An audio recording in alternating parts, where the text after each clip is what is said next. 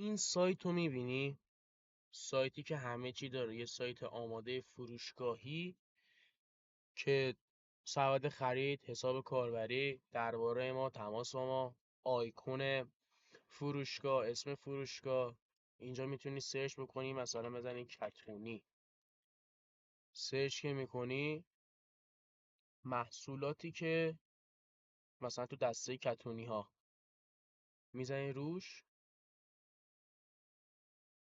اینها هر چی کتونی باشه بهت نشون میده. تازه مثلا 3 صفحه هم هستش. این سایت بدون حتی یک حروف کدنویسی ساخته شده. با چی؟ با وردپرس. وردپرس الان بازارش داغه، خیلی هم راحت میشه توی کمتر از 2 هفته یاد گرفتش.